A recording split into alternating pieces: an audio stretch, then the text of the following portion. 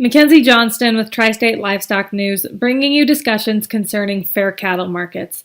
Today we have the opportunity to chat with Terry Fankhauser. He is the Executive Vice President of the Colorado Cattlemen's Association.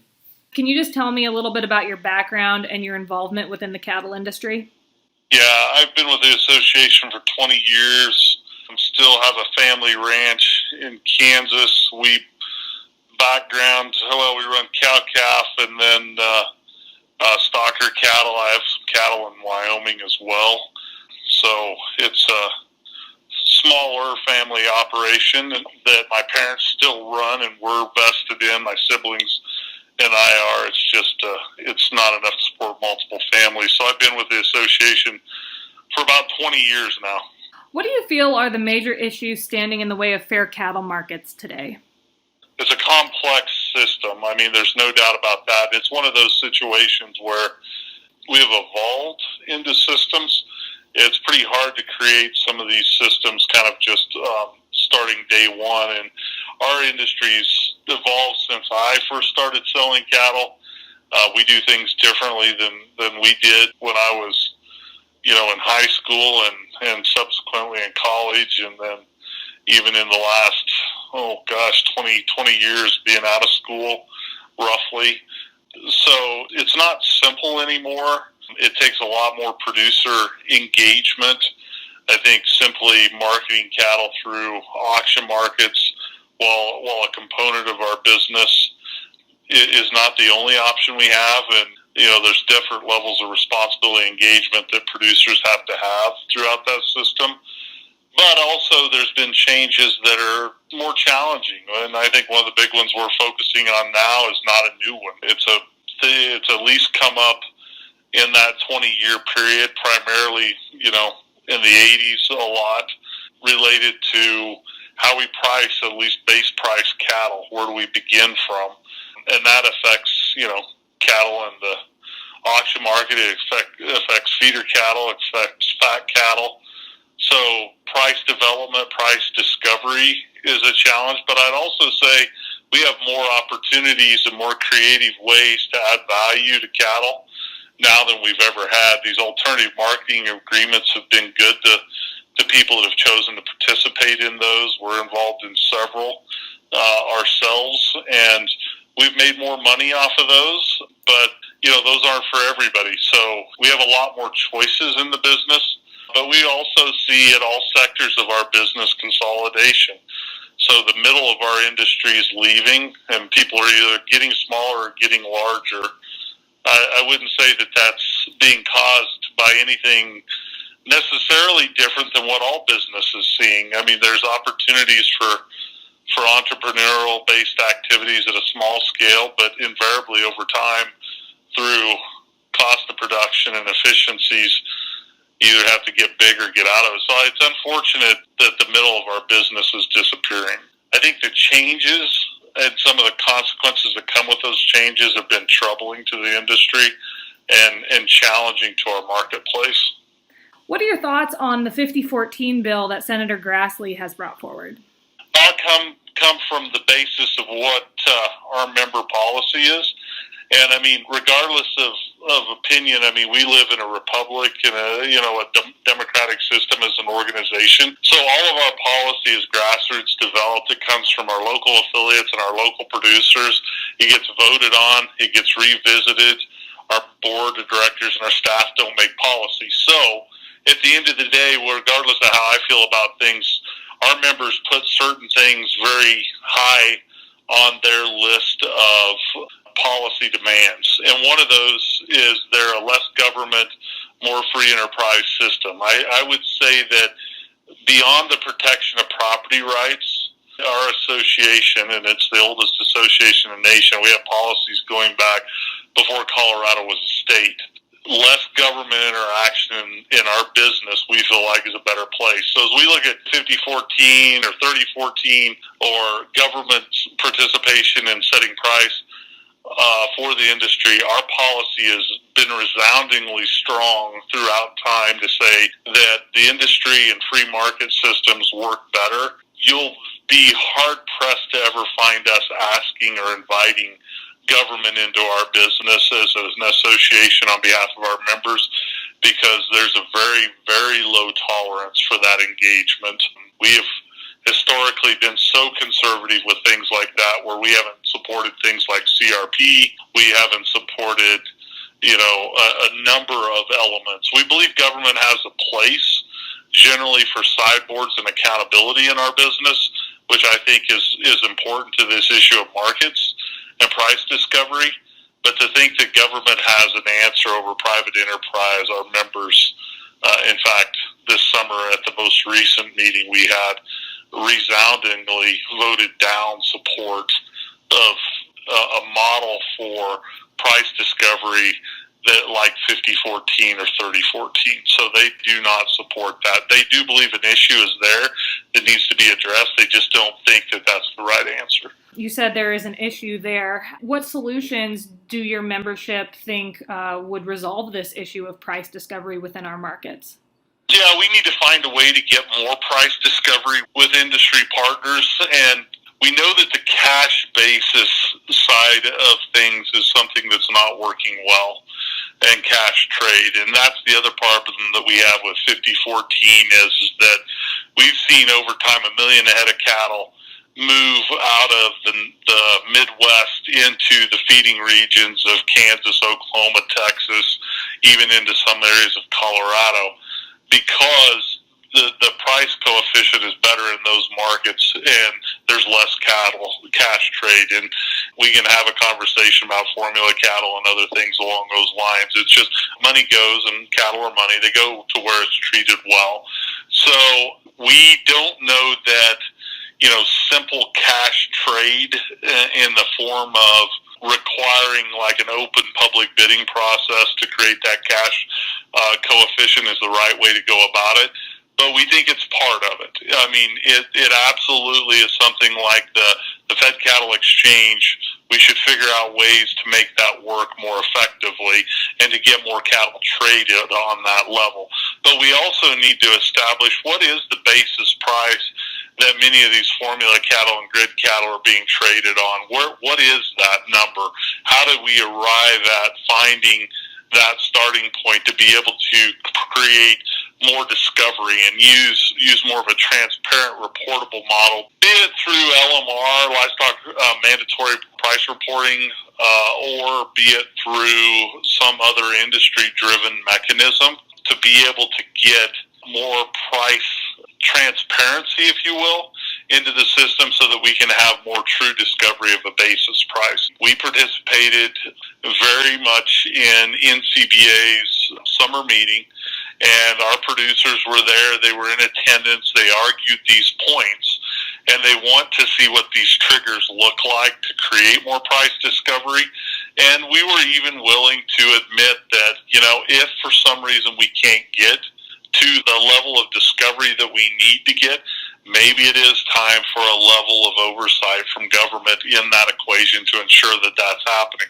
We're just not willing to jump off the deep end with an untried and true philosophy under 50-14 to try to figure that out. We think there's probably more industry-based ways of doing it, and this mechanism of transparency in price setting is a place we've got to get, and then calculate advanced pricing off of that.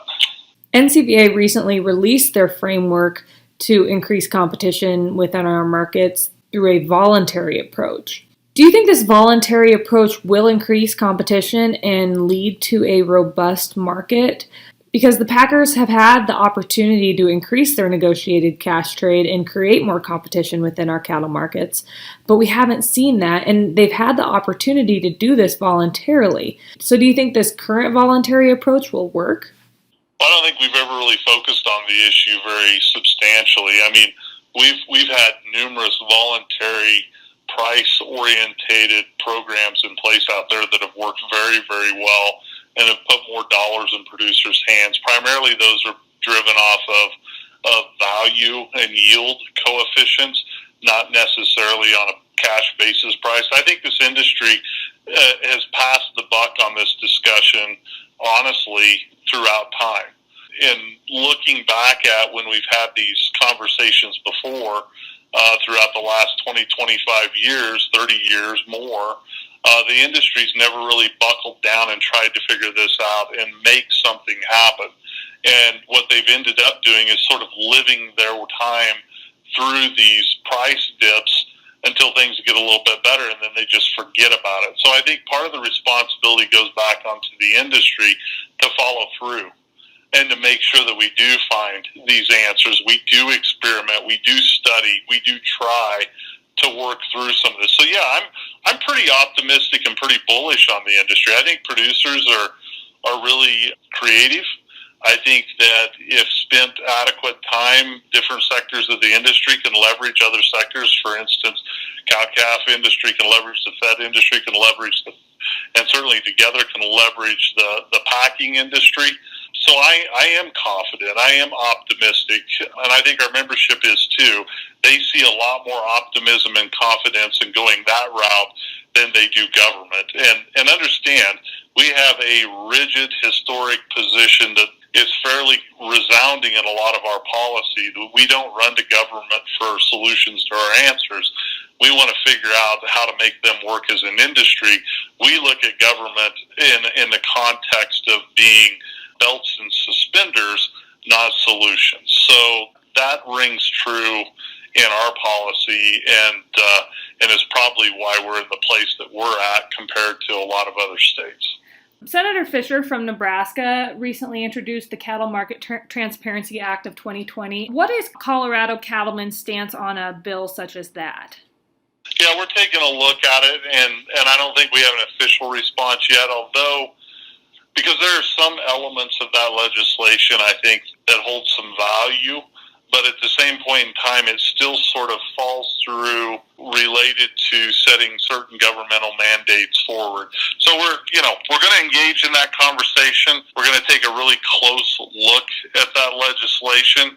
I still think, though, my initial response back from our marketing committee is they're not favorable toward those non-private sector or those more government-orientated pricing pieces that are moved forward in that legislation. So I think they're going to resist some of that, but they're also, optimistic with Senator Fisher and others that have worked very closely with our organizations on things like hours of service, specifically, that we can maybe find some middle ground and continue to study this issue. I think the reality of it is that the bill's a little ill-timed. I mean, around election time frame, the legislative calendar's not going to move too quickly. We need to see what comes from this presidential election, who's going to be in charge of implementing a piece of legislation like this and what it looks like. I think the timing, more than anything, has our members concerned. It just seems to be off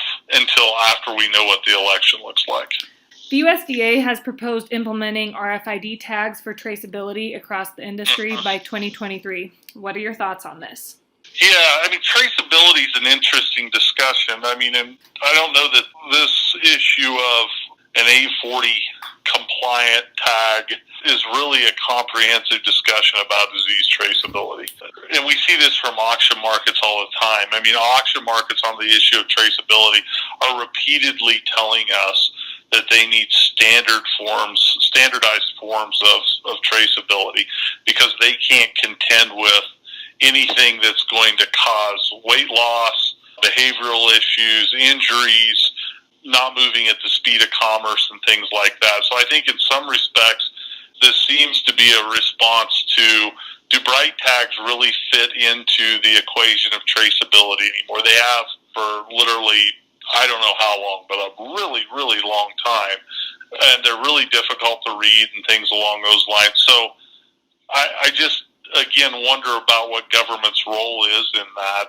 I respect the position of the auction markets and for those who want a more consistent form of identification. But while we do have policy that says we need to move away from the bright tags, we're also concerned about moving away from any level of traceability that seems to be working. So if people want to use bright tags, and they're literally using those difficult to read tags, but they're using them nonetheless for their own purposes of traceability, we would hate to see a tool be taken away from people. What are your thoughts on the current DOJ investigation into our Big Four beef packers? Yeah, it needs to really be robust and probing and deep, because I, for one, actually believe with some of the recommendations that were subtly coming out of AMS that we maybe need to be looking more than just antitrust with the Big Four packers, but we ultimately need to be looking at evaluating prudent business competitive practices as it relates to, I wouldn't use the term price fixing, but the implications are there, right? That, or price gouging or things along those lines. And that works in inverse, right? You're not paying as much for calves as what you should be. Maybe there's not collusion. Maybe there's not anything that strictly fits the definitions of P&S today that went amiss. Does that, though, necessarily mean that there were unethical or should be potentially illegal practices that went on?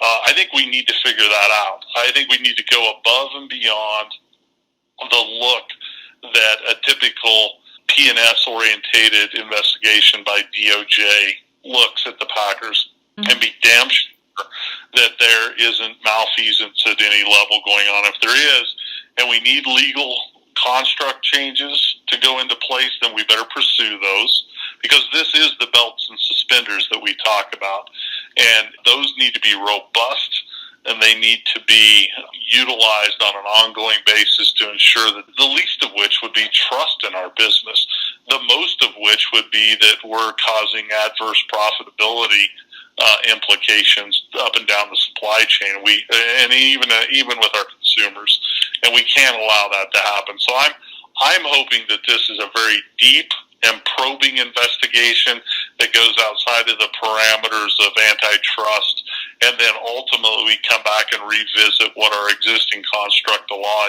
is, and say that we need to maybe have a little bit more rigor than what we had in a 100-year-old law. We are seeing imports of beef up and exports of American beef down. What are your thoughts on imports of beef and cattle into the U.S.?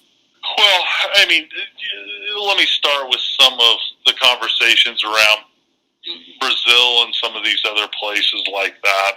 I mean, number one, having beef trade into countries like that where we don't have a strong sense of things like foot and mouth disease presence versus vaccination, that we don't have like a free and open trade, balanced trade, fair trade approach to things. I think we look at those things through a little bit different lens and tell ourselves that those are probably not prudent decisions, specifically if it ever has an effect either practically or perceptually related to the quality and the safety of U.S. beef. We're not calling that into question, but if there are perceptions even, we should, related to like FMD, we need to be very careful about that. We have historically seen producers want to achieve the greatest value per animal that they can. And how they look at trade is that this notion of importing grind because we don't have enough lean beef in this country, or that we don't want to sacrifice quality cuts or things along those lines for grind, resonates with our producers. They are very bottom line orientated. So if there's more money to be made by importing some grind and exporting, higher value cuts or drop value type of product, short plates, tongues, things along those lines, they're very keen on that. It's a gentle balance, and it's a balance that should be watched very carefully. But the one thing that they would argue is that the importation of high value cuts and things like that into this country doesn't make sense. We produce more, plenty for this country and plenty for the world. We want to grow that. So those are not prudent decisions because we raise the product here. If we don't have the product here, but we have a demand for it, I think they're okay with some of those imports. It's really at the end of the day a value coefficient and discussion for them. So it's not a pound for pound conversation. It's a value for value conversation for most of our producers. They were concerned, and rightfully so, I think, when we had some supply chain disruptions, and we were at ground zero of those in Colorado through COVID. When you hear, a comment made, well, we'll just, if we can't get the beef requisitioned in the United States and processed here, we'll just import it to us. Those are irresponsible and illogical statements, and those are the things where we think are harmful, no matter how flippant the remark might have been. And I think it was made by one of the owners of JBS. No matter how flippant the remark has been, you just don't say or do those things, because that undermines the trust that's in the system. So we support balanced and fair trade. We support adding value to the domestic beef producer's bottom line, because we're able to export products at a higher value. We're not going to be one of those from the camp that says we should eat everything we produce in this country and import nothing. What are your thoughts on MCOOL? So, again, we have policy that supports voluntary country of origin labeling. We have had policy in the past that supports mandatory country of origin labeling. In fact, our organization's membership has flipped on this discussion twice now in their position. And the last time that they changed it to a voluntary position was really when there was a much deeper dive into the value and the demand for it from consumers. And in fact, we just completed a study in Colorado, our Department of Agriculture did, because we're trying to find more of a regional brand for beef, because we believe in the regionality piece and the more local element. We thought that there might be demand for that in Colorado in a voluntary sense. Pursuing that. And consumers came back and told us repeatedly in that study that they wouldn't pay more for just having that product labeled. But if the product was of the same price, they would choose the local product, which still could put dollars in the back of our producers' hands if we find some way to get more of those consumer dollars, back to the local producers. So I think that's the question for all of us, is we're all very proud of our products. We would like to see those products identified, but when it comes down to, the cost of those things, I think people start to get concerned that it's going to cost more than it returns. But you're not going to find a U.S. beef producer. Our organization, they're very proud of the product they produce. They feel like it's second to none. They love to differentiate it. They participate in a lot of agreements to do that already. They're just worried about the cost of a mandatory program, and if the consumer will make up the difference in that cost is really what it boils down to. So that's why they took the position of voluntary. But you and I both know, voluntary just means if you want to label your product, you can go out and do it, or a program can be created that you participate in. It doesn't require it. So I think that's the best way to explain how they feel and look at mandatory cool versus voluntary cool versus like a regional product or something like that. What are your thoughts on the petition circulating to bring about a beef checkoff referendum? We support the referendum process in the context that producers should have some ability to recall the program if they want. So while we've spoken about it, we've not launched an issues campaign encouraging producers to not sign the petition. If asked, we'll tell them about the merits of the program and the value of the program.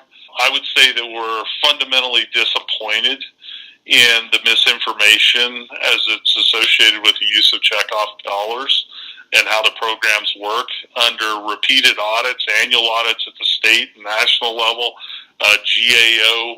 They go through Yellow Book audits every year, General Accountability Office report. I just think that there's a group of folks that are in search of something that doesn't exist out there, and I think that's fueling to some extent this recall petition. The ability to go out through a referendum and call for a petition to recall the checkoff. But I'd also argue 100% of the time that it's their perspective and right to do that using accurate information. And USDA is enforcing that today, and they're going through that process, and that is their legal right under the checkoff program. So we'll defend that as strongly as we defend what we feel like is the judicious and appropriate use of checkoff dollars, and that the program has helped us. You mentioned earlier that ag is we're either getting bigger or we're getting smaller. We're kind of cutting out that middle piece. Yeah. Do you think our industry is in danger of going down the path of vertical integration? Yeah, good question. I've heard that for a long time, and I sort of witnessed, albeit too young to really know much about it until older. I witnessed the integration of the swine industry a little bit. The one thing I love about this industry, and I'm a multi-generational producer, my children very young but already very active in it. I love the independence. I love the fact that it's really difficult for the industry not to have segregated sections that are forced to work together, albeit I don't know that we're working together really well now. And it's one of my biggest, for the podium that I have, it's one of the things that I complain about and argue about and challenge people on the most is the old adage of circling the wagon and shooting inward. I think that's playing in the hands of our adversaries, and we have so many complex and big issues right now. To be doing what we do to ourselves is disgraceful and unfortunate. And I point a finger at myself when I point a finger at everyone that I share this industry with, because I see daily so many people aggressively attacking us that are so well funded and so well organized. But the one thing I do appreciate is no, I don't think I have fear of this industry becoming vertically integrated. I think there's a lot of coordination, and I think we have to keep an eye on how that coordination works to keep it fair and just, and give freedom to operate, free of government, free of regulation. But I am not fearful of vertical integration. I am way more fearful of the industry harming itself. And it's part of our independence, right? We fight for keeps. So I get it. I understand it. I grew up in it. I still think that way half the day. But I am not fearful of vertical integration. I am fearful of consolidation to some extent, and that's unfortunate. That's a sign of regulation. That's a sign of too much government in your business. That's a sign of too many dollars being spent on just staying in business, not prospering in business. And that's why when you get smaller, you're the least cost producer. It's easier. You hold a job down in town, or you have to get systematically larger and overcome your neighbors and take them out of the equation. That harms rural communities. That harms so many things. That's why we don't have main streets anymore with anything except vacant buildings on them. And it's a fact of life, and I wish it wasn't, but it is. You just mentioned the industry basically fighting amongst ourselves. Do you think our industry will ever be able to get on the same page and fight towards similar goals? I am generally surprised that the industry has fought with each other on some of the same issues as long as they have. And they've done it generationally. It's being passed on generation to generation. So I think it's not a question of if they will. It's a question of will they look around and see the signs of things going on around them, take time enough out from fighting with their neighbors or fighting within the industry to notice that we're being that there are others using that to their advantage. So that the call to action that I've had for our own producers is, for every minute that you think about why you disagree with your neighbor or someone else that you know in the industry, you need to take a little bit of time and look outside the industry and see who's trying to harm you. And let me tell you, we work on this a lot. And through COVID as an example, I have seen more actionable movement out of our adversaries directed at the beef industry, directed at landowners that I've ever seen in history. And it is the thing that keeps me awake at night. Producers better figure that out and figure it out quick. Because, we are running a business. And it is not, these are small businesses, but they're highly valuable businesses. Many of them are millions and millions of dollars, even the small, 100 head cow outfit in Steamboat, Colorado, outside of Steamboat, is still a $50 million business because they have that much asset in the land. Is it worth that much to them? No, they graze the cattle on it, But if they had to buy it or get back in the business or whatever, we want them to stay in that business. We want them to be beef producers. At some point in time, if we don't take care of these outside pressures, the next generation is going to say, do I want $50 million in cash? Or do I want to raise a few hundred head of cattle? The markets are currently melting down to price levels not expected to be seen just 2 weeks after cash cattle prices reached their highest point since the week of June 5th. What are your thoughts on this current situation, as many cow-calf producers are selling their calves right now? Yeah, I'm trying to get my arms wrapped around this very same discussion. I mean, we see seasonal lows sometimes this time of year, but not like what we're seeing now. I mean, if we looked at the feeder cattle movement and price there for a while, we would have said that it's enough to support some price discovery. But then we're looking at calf prices, and then we look at live cattle prices, and they are melting down.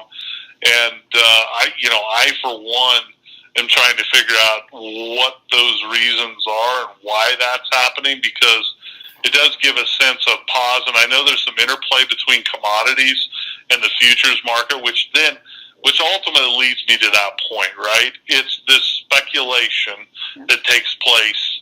And the way that we have gotten without price discovery is we're using a futures market to set a base price, not a base price to inform the futures market. And with as much speculation, and we have to have liquidity if we're going to protect risk using futures market, I get it.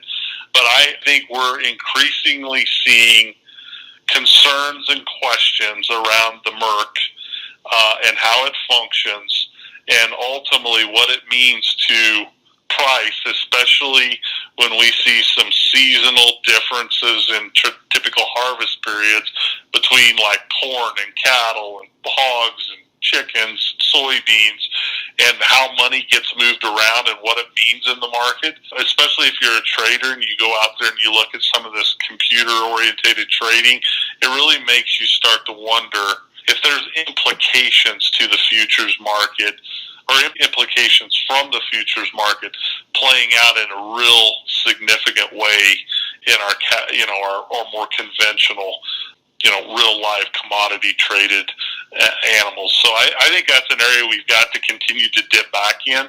CME's not done us any favors as they've looked at carcass weights, contract criteria, or any of those types of things. I know we need them to some extent for price discovery, and we need liquidity. But at what point do the trade-offs justify, what we're seeing happen in the market? And it's going to take somebody a lot brighter than I am to figure out. I'll guarantee you. But it is an area I would like to see a lot of focus paid. What are your thoughts on the increased CME expanded limits? I don't like them. I don't think they were helpful in the least to those of us either trying to protect risk or sell livestock, honestly. I think the beneficiary of this was the CME and traders. Honestly, I don't see any value in it. We told CME that. CME looked at us and smiled. Do you have any closing statements you'd like to make regarding the cattle industry or our cattle markets? I am not going to sit here and say there isn't a problem. But what I want to see the industry do is what I've always been proud of the industry for doing. And that's really exhaust everything that they can to do themselves to figure out a solution for this. The industry, no matter how hard it is, needs to find a way to pull itself together on these sorts of issues and think about those that will come after us and those that came before us. It's just like any of us that are in families that own land. Our family, it says a lot of things about that property, but the one thing they don't want any of us to do, and we don't want to do to ourselves, is to be the one that loses that ranch on our watch. Mm-hmm. And this is part of that equation, right?